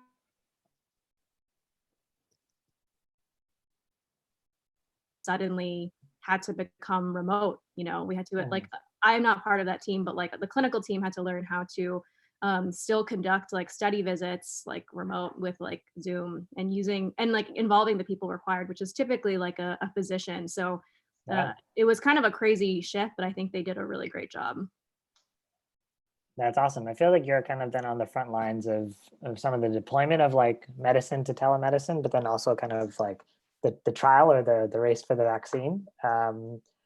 What's it like to like, I think a lot of tech workers, they are kind of adjacent to the problem, right? And like various downstream effects, but you're like kind of core into it, and you're like effectively like a health tech company. How has that kind of changed maybe your relationship with the work, or just kind of day to day, like how has that changed you? Yeah, that's a great question. I mean, so I will say that like at times, I'm sure this happens anywhere, but like at times when you're like really deep in a problem and there isn't really a solution in sight, it can feel really overwhelming. But I think this is specifically with clinical trials, it can be really challenging because your value prop to the patient who's like enrolling in a trial is you may get treatment, but you might also not, so like, so there's a lot of hurdles that we have to work against, especially like the stigma around clinical trials that you're like a lab rat. And so at times it feels kind of like, oh, this is like an impossible boulder to move. And it's a really archaic industry. And I think recently, given the need for like medications for COVID or vaccines and all of this, I think that it's sort of reminded the company and generally given us more of the momentum that we need to actually think about like, where do we exist in context of all of this?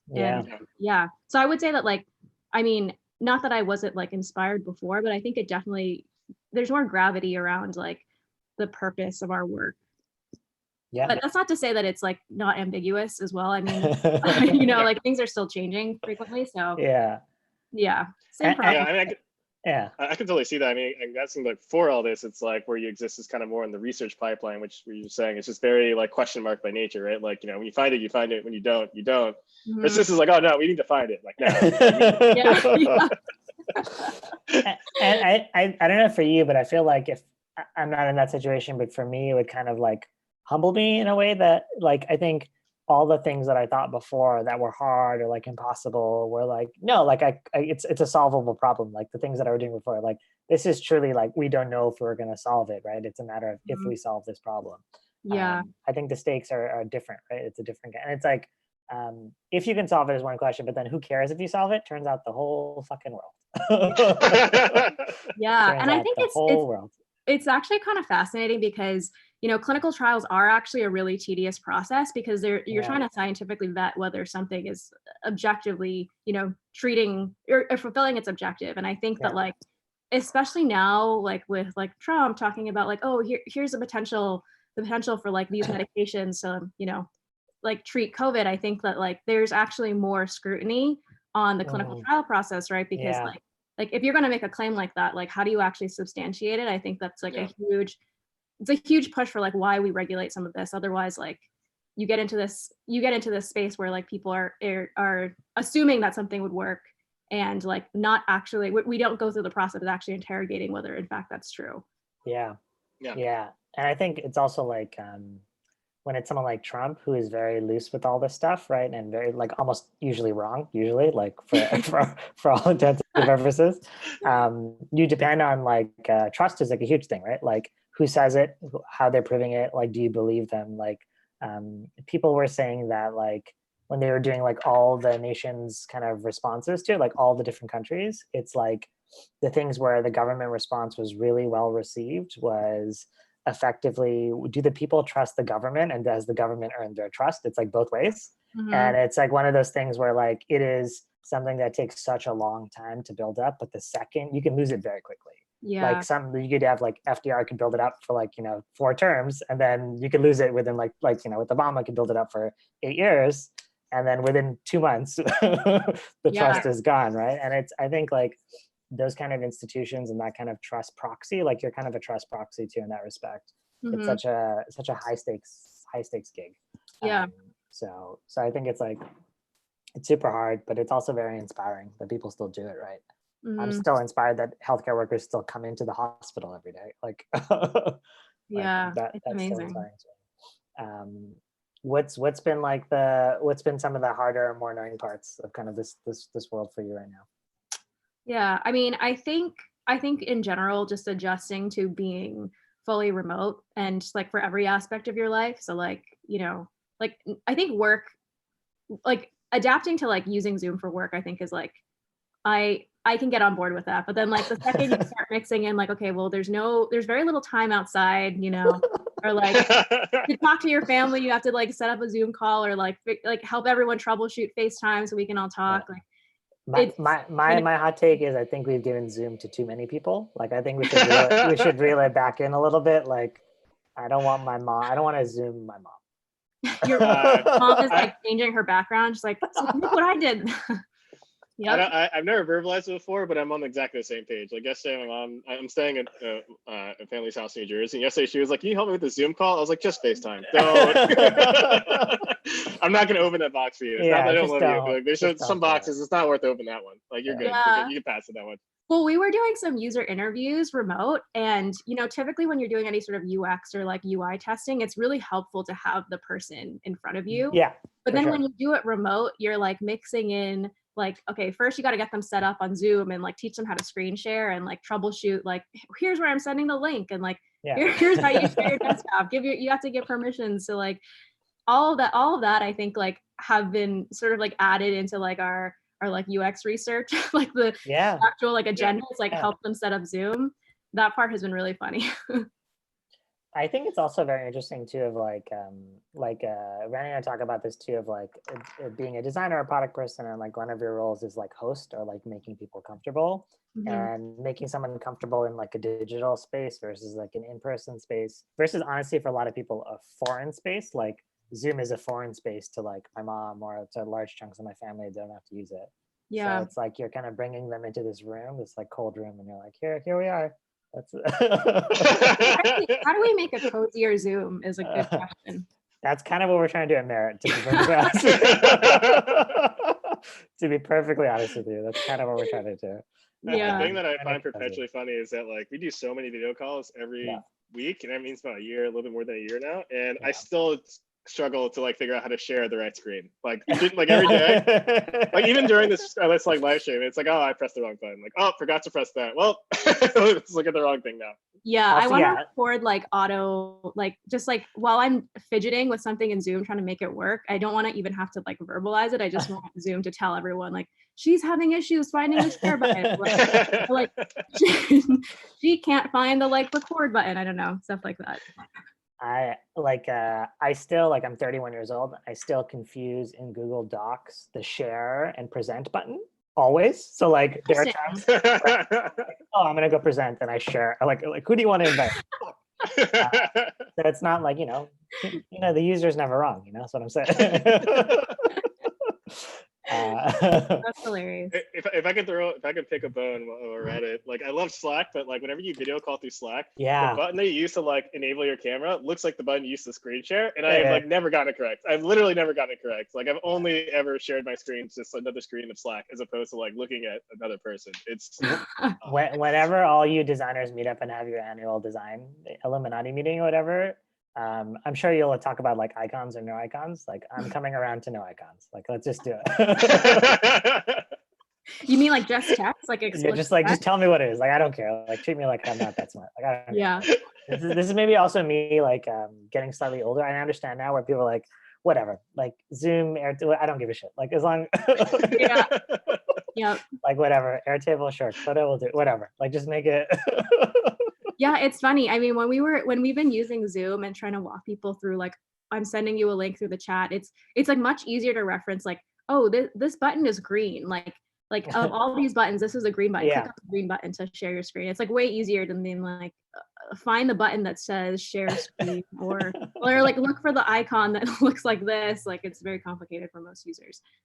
I think there's an interesting kind of overlap too with like with Zoom is going through a lot of security kind of critiques, and like rightfully so. But also I think like just generally, I was talking about this with Bo, of like just accessibility and what it means to like have something work for everyone, and like the digital. I wonder, like, do you have any insight of how maybe going forward, like once we get out of COVID, like are there things you kind of do now that you haven't been doing before that you want to keep? Like, do you maybe want to keep doing like video calls because it opens it up to a larger set of people that maybe can't leave their house? And maybe like of those things, like what's like the surprising thing? Yeah. What's the thing where you're like, oh, I never thought that this would be the right way to do it, but I'm going to keep this going, like even if I didn't have a choice. Yeah, I will say this is not like a practice that I started. It's something that like someone on our team started doing. But like in our stand-ups, like our stand-ups have notoriously been either reporting out statuses for the day that doesn't like, it's not necessarily a conversation about what, like not getting into the deeper conversations that you want to have, or it's the opposite, like it becomes all about the problem you're trying to solve, and then like you don't get the general sense of like progress on the team. Yeah. But anyway, we started using like this like parking lot concept where it's like during stand up, like as things come up, like things you want to discuss later, you just like type it in the chat as like parking lot items, like these are the things you want to talk about. And it actually, I think like being able to like see what it is like as it's happening gives you the mental space to actually think about, oh, like what am I thinking about regarding, this topic that I can actually like contribute to in this conversation we're going to have later. I think that that's something that we don't typically do. So like either we rush through, the important conversations we should have, or, we say like, let's discuss this later. And then you sort of lose like the context that you would have wanted to provide. So I actually find that to be like really beneficial, and like I feel like after this, like I would like to continue this practice of like potentially even doing like remote stand-ups all the time. Yeah, we're like doing it digitally. Maybe you don't want to go back to everything being digital. Like you still want to meet people after this.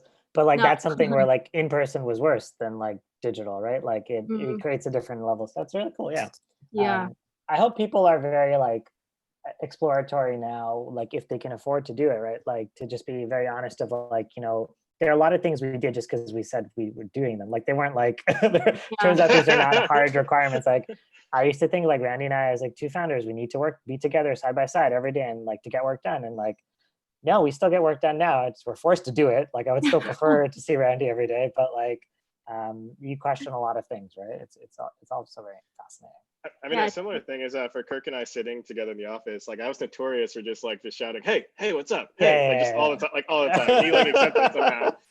And sometimes they're important, sometimes they weren't. Like even I admit like 50-50, like I'm just kind of fucking around. But I realized that like having to work remote, like I like had to figure things out on my own a lot more, which is actually made me a lot more productive.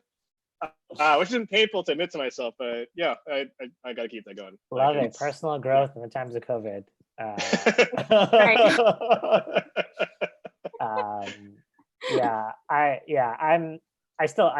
would still prefer to come into work every day, but don't get me wrong. But like, I think it questions the defaults very nicely, and like the social norms, and it's especially if you're one of 50 people or you're new to an organization or team, like it's hard to be like, hey, let's redo everything.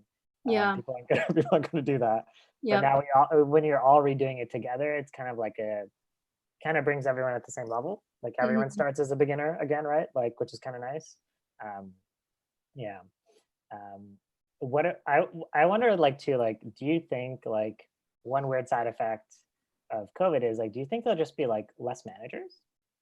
Like, because a lot of the management stuff is kind of like the stuff that's kind of done in the gaps and in between, or maybe there's a thing of like a bifurcation of like less mediocre kind of filler management, and it'll force people to be a super good manager or just be an IC kind of thing. Because I wonder, like, I remember working at Microsoft, and I was like, a lot of this is overhead, like in multiple dimensions, right? Like organizationally, product wise, and then when everyone goes remote, and you just kind of have the check-ins or like the very basic things you do, right? Like the designs you make, the code you write, the writing, all that other stuff that you used to do to keep busy is kind of like compressed, right? And then it's going to be like, what is your job really? Like in a kind of a middle manager style role, like a lot of the fluff of the work is gone, right? Well, one thing that's weird in the sorry. No, I was gonna say, like, I was thinking about like, my relationship with my manager now versus like before. And quite frankly, it's the same. It's probably just a slightly more focus from both of our standpoints, because because there's so much happening. It's like, don't use the time to just like talk about like hard. It's like, how can you unblock me on this, or like, how am I doing, like how am I performing against like the standards? And I think that it's almost easier to do this.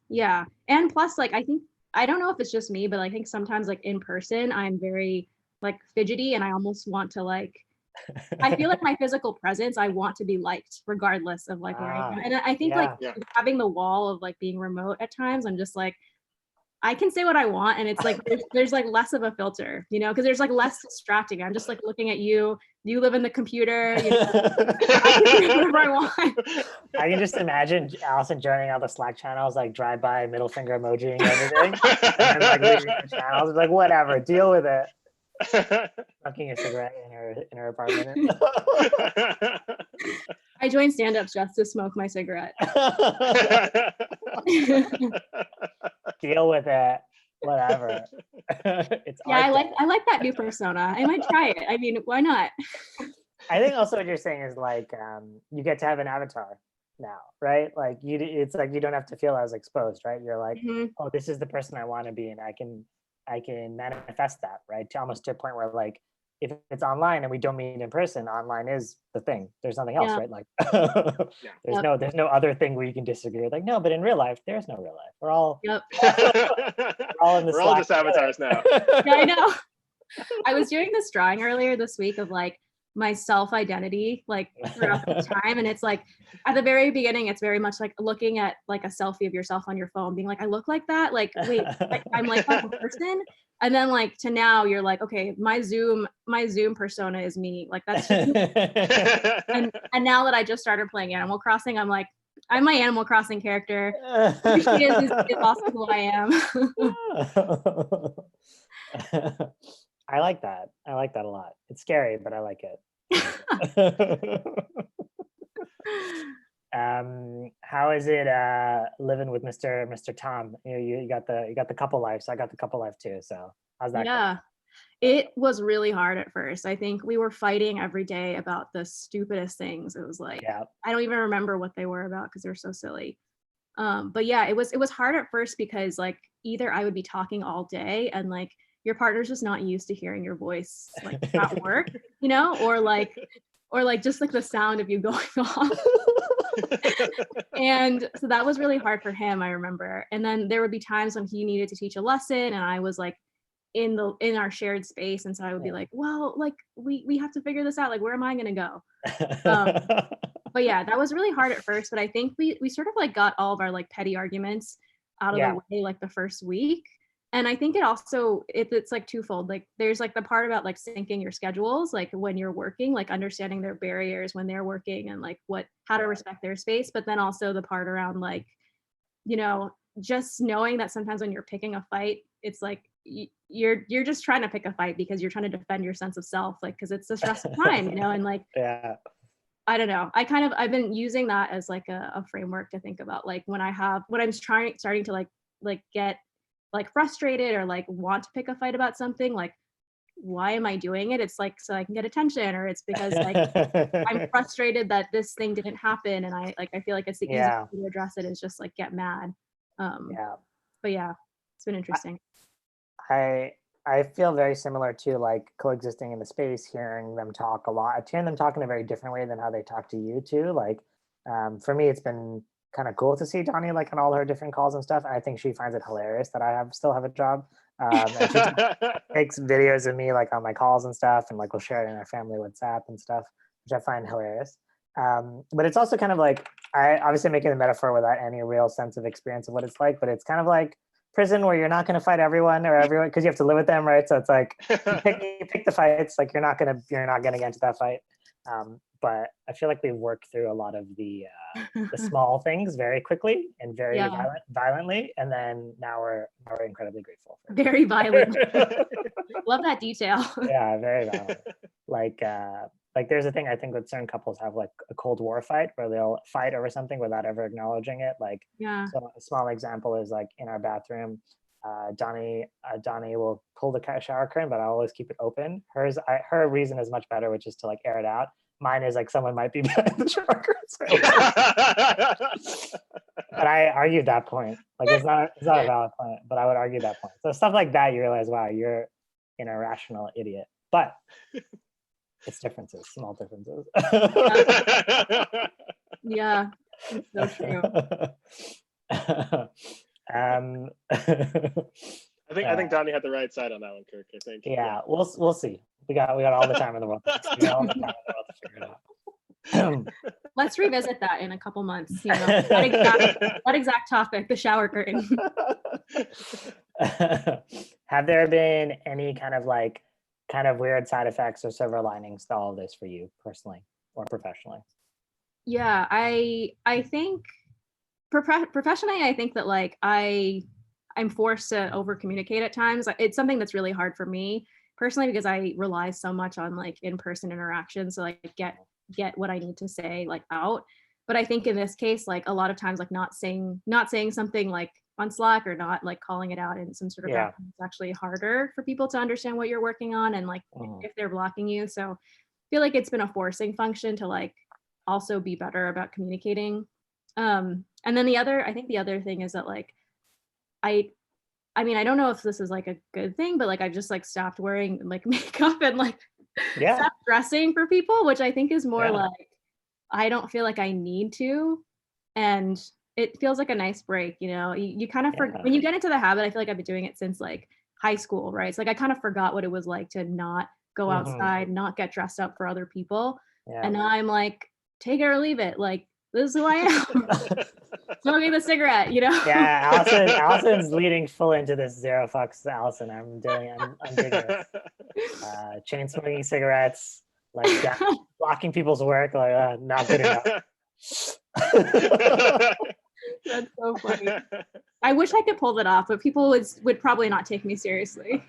I don't think the thing is like people have short memories where getting into times like if you do it long enough, that just becomes the truth. or you can even have it as like the before and after, like before Yeah. like Allison, then after, Yeah. after we all go back and they're like, oh, you changed, like you're different. This really affected you in a particular way. I can't wait to see that. I want to know. I'm making an action item for myself to completely change. To do change every aspect of your personality. Okay, got it. Yeah. Yep. I'm beta testing this thing, so we'll see. See if people like me. Well, thank you for taking the time and chatting with us. We really appreciate it. I think it's really cool that you're kind of in kind of honestly like very close to the front lines of this, like all of this, and it's really cool to hear and see about the work. Before we let you go, we would love to know like what's something like a piece of music, something you've eaten, something you've cooked, an activity or ritual, something that's brought you joy, sparked joy for you. This is again I'm like almost embarrassed to say this, and I don't want to perpetuate this, but Chain smoking taking like cigarettes. no, listen good. I started playing Animal Crossing. I'm not like a video games person, but it is honestly a really nice little like getaway from real life. And I take like little breaks like during the day to just like fish on my island. Like, love it. Is it on Switch? It's on Nintendo Switch. Okay, cool. Which a friend graciously let me because he just didn't get into Animal Crossing. And I was like, let me have it. Trying so hard. So what do you do in your Animal Crossing world? You fish? Yeah, I fish, and then I gardening? changed my house. It's like it's something I would actually do, but it's easier to do. Like it's easier to like have a sense of accomplishment to be like, oh yeah, today I caught like 5 fish, and then I got like, a new piece of furniture, and you feel like a sense of accomplishment for doing very little. It's kind of funny because like for me, my theory on video games is like with Grand Theft Auto or Red Dead, it's almost like becoming too realistic where it's like, oh, I have to like file for unemployment. It's like getting weird. Like it's like I was like, this is not a video game anymore. Like I do it for escapism. Like I want to do the things I can't do, but now that we can't do all the normal shit, like just doing chores. Yeah. It's great.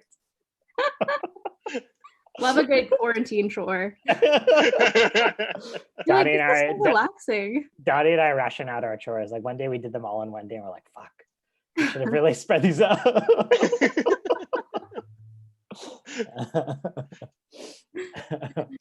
Well, thank you, Allison. This was really fun. I enjoyed reflecting, and I hope you guys are coping well and finding some space to do interesting things during this time. We're doing our best. We're trying to help people. We're trying to stay sane. We're trying to stay healthy. But it's more fun to do with other people, as we've always learned. Yeah. I'm gonna jump off because I have a call, and also my computer is dying. So cool. Good. Bye, Allison. Stay safe. So tell Tom I said hello. I will. Bye. Bye. Cool. That was anything you want to say before we call it a day? That was fun. I love everyone. I like Choi's thing about trying to help people with whatever skills or resources you have. I thought that was really good. Yeah, I thought it was really good too. I think that was a good, nice one. Shout out to Mr. Choi. I mean, just to recap what we learned today, it's like one, like talk to people via Bo to like figure out what's going on. Just like try to like be helpful in some capacity, and that's obviously you find in case you do find yourself in a weird position. 2, like see if you can like teach people stuff, given like the skills you actually have. And what did we learn from Allison? I think Allison's really using this time of like online first to really decide how she wants to be seen. And I think that's really cool and really powerful and very empowering. And I think that's like a beautiful silver lining to it. So if she can do it, I think that's really, really motivating. Yeah, really cool reset. It's awesome. Yeah. Cool. All right, this is fun. We'll be back again next week. Thank you for tuning in. Bye. Stay safe, stay healthy.